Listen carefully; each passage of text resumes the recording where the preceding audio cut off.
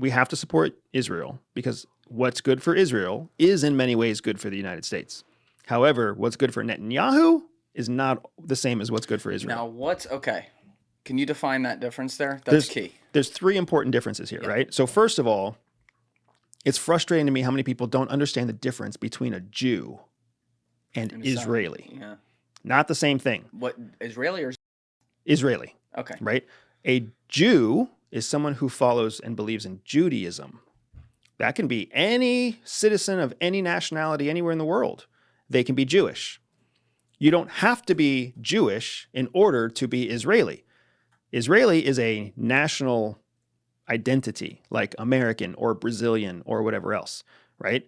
So the fact that Israel's government does not separate church and state, the fact that Israel, is a democracy that doesn't differentiate between church and state, that's one thing, but it's different from saying that if you don't support Israel, you don't support Jews. Yes. Completely different things. Then you have the entrenched political right-wing establishment of Israel. That is Netanyahu.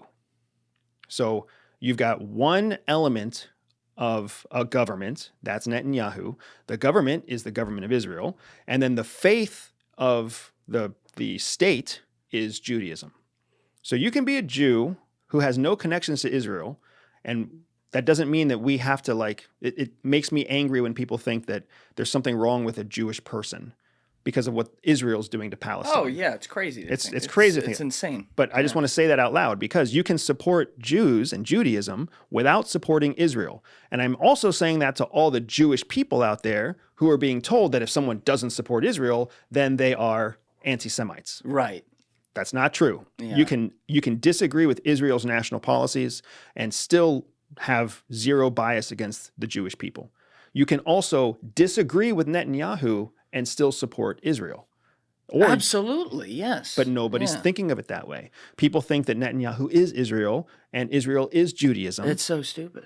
Yeah. And that's how we end up. And unfortunately, because our media in the United States is commercially based, it's a for-profit business. Yes. Anything that the media puts out that they want to get people stirred up, emotional, angry, alarmist, they'll make sure that they tie all those terms together.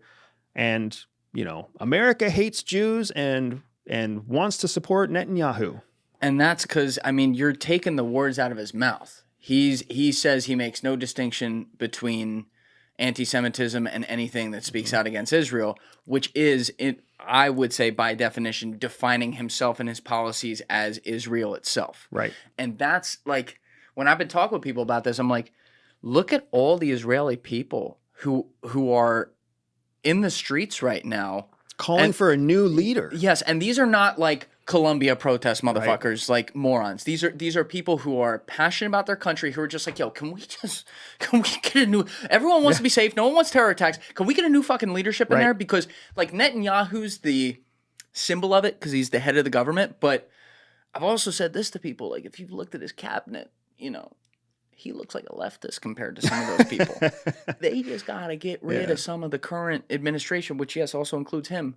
And if you get someone a little more moderate in there, there's always going to be disagreements. There's going to be people who are like, oh, my God, Israel's only going to do what's good for Israel and all this stuff. You'll always have that. But, I feel like it could be a lot more manageable because you're not going to win the PR campaign if you're just saying the only end is total victory. When you have all these, and I want to introduce this idea, all these other countries around there who, there's some that are hostile, and then there's some who are not, who are sitting there saying, look, we want a two-state solution. We want Israel to exist, but you can't do it completely all on your terms, which is what Netanyahu insists on. Right. So a guy that I look at a lot, this is why I bring this up, who is a gangster, he's really fucking cool, is the King of Jordan. This dude never wanted to be king. Mm-hmm. His father was croaking on his deathbed. He's like, you're going to be king. And he's like, what the fuck did you say?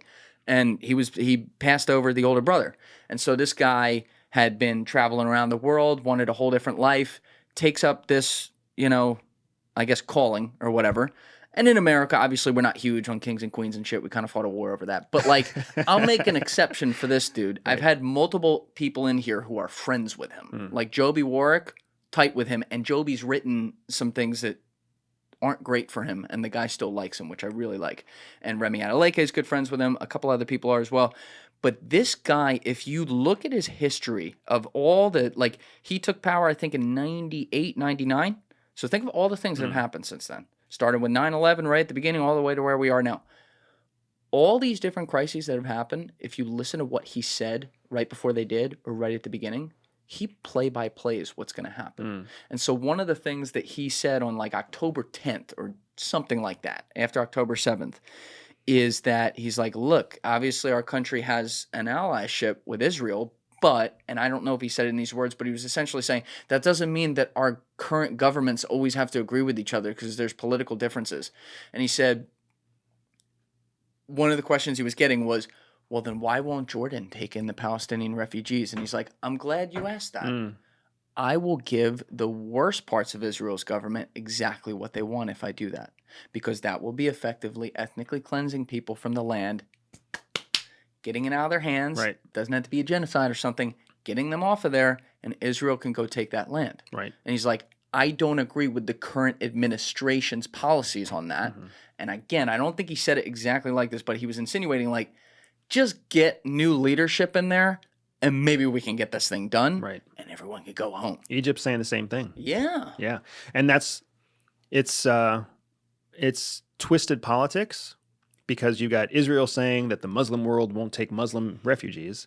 And then you've got the Muslim world saying, we're not going to take refugees because you're going to block them out. You're never going to let them come back. And essentially what you are doing is you're cleansing Muslims from their land, from their promised land. Yep. So it's a disaster. And it doesn't help that Netanyahu gets confused with being representative of Israel when he's not. And it doesn't help that Israel gets represented as a democracy when it has absolutely been a thriving democracy in the past, but it has been showing signs of weakening democratic values. Why do you say that? Because how many, like you said, Netanyahu's been in power for in and out of power for like 25 years. Yeah. Right? For people who don't know, Netanyahu is the Israeli equivalent of all the drama that surrounds Donald Trump. Right? He is also under corruption charges. He is also under criminal charges. He is also known as being like somebody who is hyper loyal to his own faction rather than to the people of Israel. There's a half of Israel doesn't want Netanyahu in power, just like half of the United States doesn't want Donald Trump to be in power. Yeah. Wildly controversial figure. Only somehow he has been a prime minister, moved out of the office, moved back into the office, always retained some kind of power, even when he's shrouded with criminal and corruption charges and fraudulence charges, right? Like there's all sorts of bad stuff around this guy, but he still has this power because, like you said, his cabinet, his cronies are ultra-Orthodox, ultra-right, and they're the ones that are really calling the shots. The world can hate Netanyahu because he takes the bullets for everybody else that he represents. But the question is Israel becoming more democratic? Because they're calling for, just look at what happened, after Benny Gantz, who was part of the war cabinet. Benny Gantz stepped out of the war cabinet in May, I want to say it was. I think that's right, yeah. And he said, if we don't have a solution to end Gaza, I will leave the war cabinet. Yeah, respect to him, by the way. And then he did. He said, fuck this, you guys, you don't have a plan for Gaza. I am leaving. I won't be part of this. What did Netanyahu do next? He dissolved the rest of the war cabinet. He was like, oh, well, shit, if Benny's going to leave, we don't need it. We don't need it at all. I got your war cabinet of one right here. And then all these, what's that sound like, dude? That sounds a whole hell of a lot more authoritarian than it does democratic, right?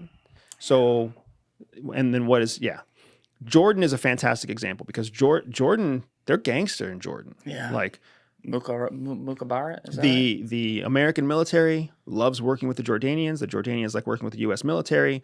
They are not oil rich. They are just legit, hardworking, like industrial, entrepreneurial mindset people in the Middle East. And they're strategically relevant because they're neighbors to Israel right there in the center of the Middle East. But they're also Sunni and pro-Sunni, pro-Islam, pro-everything else. So Israel is not the only benefit or the only benefactor that we have in the Middle East. We're on good terms with UAE. We're on good terms with Saudi. We're on good terms with Jordan. We have other allies in the region. But the reason that Israel is so valuable to the United States is because we built that country after World War II. Like their democracy is based on our democracy, based on the UK democracy. Their industrial base, their manufacturing process, their natural resources are valuable to us, whether it's the gem trade. I mean, one of the largest exporters in the world of high-tech medical equipment is Israel. Yeah. So if you want an MRI, you're getting it out of an Israeli machine, unless you want to start getting your MRI out of a Russian or Chinese-made machine. No, fuck that. Right? So there's all sorts of reasons why we want to maintain, not to mention the promise that we made to the Jewish people coming out of World War II, that we would make sure that never happens again. Right? So there's all sorts of reasons why we need to protect the state of Israel. But that doesn't mean we need to adhere to this idea that there'll never be a two-state solution on the land where Israelis live. You think that we built it though? That's an interesting comment. Oh, are you kidding, man? That was our MO coming out. Who built France? We did. Who built Germany? We did. I agree with that. UK? We did. Japan? We did. Everybody who was devastated coming out of World War II, we built their countries, rebuilt their countries with debt, financing, with democratic principles, whatever else, right? And that's what we did with Israel too. We went in there and we were like, hey, we're going to give you this land. And on top of that, we're going to give you economic structure. We're going to give you trade. We're going to give you aid. We're going to make you dependent on us. And then in the process of doing so, Israel became very wealthy. And guess what? Israel buys all their weapons. Guess where they buy all their tech from? Us. Yeah, yeah. So I understand now. Yeah.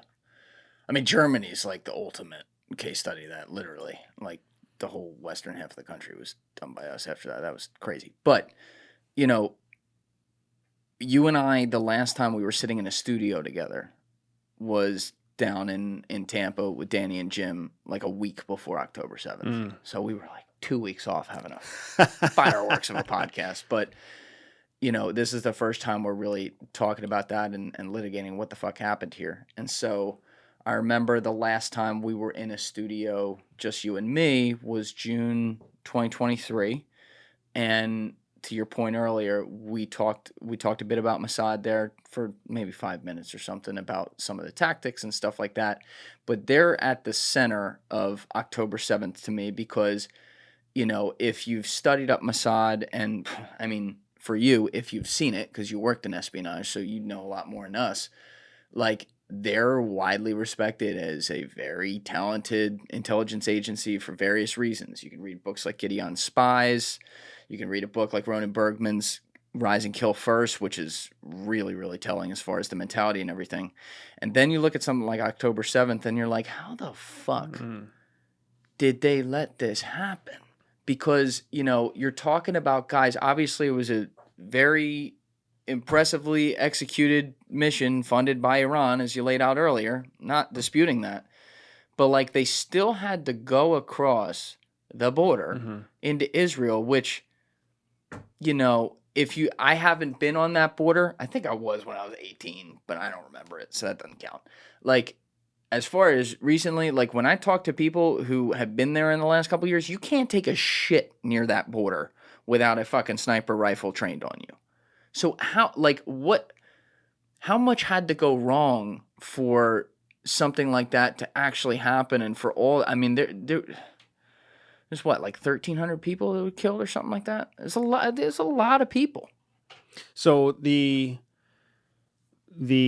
reality is that the way that attack happened on October 7th would have required a lot of communication and cooperation, collaboration between multiple different agencies in Israel. Mossad is charged with external intelligence, meaning intelligence coming in from outside of Israel. Shin Bet is in charge of protecting the land of Israel. Shin Bet's their internal service. It's almost like FBI and CIA. But then it happened on the border, which means that there's like a border control element, and their border patrol element in Israel is closely tied to their defense force, IDF. So you basically have three different organizations that all have to collect information and communicate and disseminate that information with each other in order to identify a threat, and then they all have to collaborate to protect and prevent against that threat. So what happened on October 7th isn't a failure of one agency. It's a failure of multiple agencies. And since the October 7th attack, what we've learned is that there were members of the IDF who saw suspicious activity and reported it up the chain. And then the people up the chain within that agency had differing opinions about whether or not it should be disseminated to Mossad or Shin Bet, or the credibility of the reports at all. Shin Bet had reports that they escalated up the chain. Mossad had reports that they escalated up the chain. But at the bureaucratic level, the communication didn't happen. And if anything, in my opinion, that is what makes October 7th similar to 9/11. It was a failure of communication between multiple agencies that resulted in a tragic attack. Yeah, here we had the CIA and FBI famously going at it and not exchanging info. Which led to the development, the whole creation of the Director of National Intelligence, the whole creation of TSA, the whole creation of Homeland Security, all of that. Government agencies. Because Love that. the two couldn't talk, so we need three more to make sure they talk. Throw another letter in the alphabet. Could you imagine? That's like saying like a husband and a wife can't talk, so what we need is more spouses. That's right. It's like, you know what I really need is I need another husband and two more wives to be part of this. And that's gonna improve our communication. Yo, fuck the husband, but we'll take a couple more wives. That's it. Got us some options, baby. But I don't know, that day has been relitigated because of what has happened politically and then on a war aspect afterwards. And so you have this very, very strong sentiment around the world where it's much more like, yo, fuck Netanyahu and what's going on here, because obviously terrorist attack, very bad. Obviously there has to be defense or something like that for that problem not to exist. But people get hung up on, things Netanyahu said in the past. Like in 2019, he said in the Knesset, like, if you don't want a two-state solution, you have to be okay with funding Hamas. Does that mean Israel was funding Hamas? Not necessarily. You don't know that. But when you have the leader of the party saying that, it's like, are you playing two sides against the middle here to get what you want? And, because something bad will happen if you do that. No matter how you're getting the money there, hidden or not, doesn't really matter. And there seems to be an indiscriminate, and unfortunately this does happen in war all the time, we've seen it, but there's an indiscriminate effect on human life that we're seeing in Gaza. And I say that with the asterisk that, like, you can't believe every number that comes out. There's propaganda on both sides. Right. When I see the death count, like I looked at the death count this morning, I'm like, okay, it's probably not that. But it's not good. There's rockets being fired everywhere. The images are the images when you look at it from a drone. Like, yes, there's cities that are leveled. I get it. War is ugly. But, like, where does it end? I think that's the $1 million question. I don't see this conflict ending soon. I see it escalating before it ends. I also don't necessarily think I don't think that Netanyahu is going to get his one-state solution. If anything, I agree. What's tough is this is a decision that multiple countries have to make, because supporting Palestine and establishing a two-state solution and making it sustainable is never going to come from just Israel. And because the United States needs Israel to be happy with the United States, it's not going to be led by the United States either. We'll sit back in a nice, like, velveteen chair and say, we think there should be a two-state solution, but we're not going to get off of our asses and go in there and help make it happen, because there's no benefit to us. There's a benefit to us if Israel is stable. There's a benefit to us if Israel is strong. There's a benefit to us if Israel has, an if they have an economy that is pro-U.S. and continues to buy U.S. weapons. We don't need a second Palestinian state to have all those things happen. So we'll sit here and we'll preach, but we're not going to take action. The place where the action has to happen is in the Middle East itself. It's in all of the Muslim nations. And if you start to have a banding of Muslim nations together to support it, that could move the United States, because now we have larger interests at stake.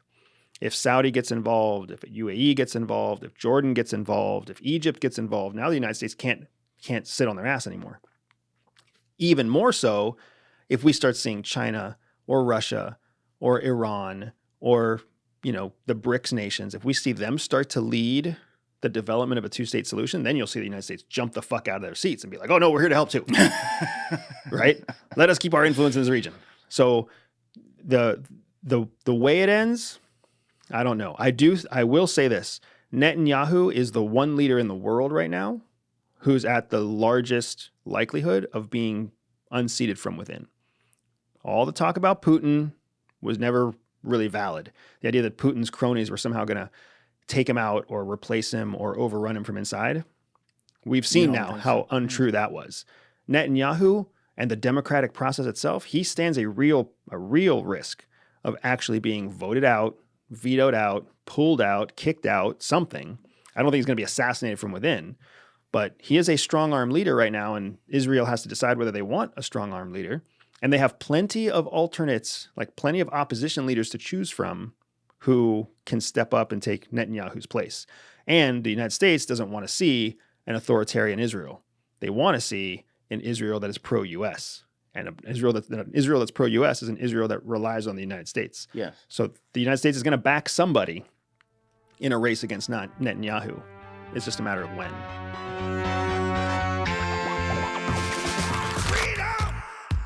So fresh on. Freedom.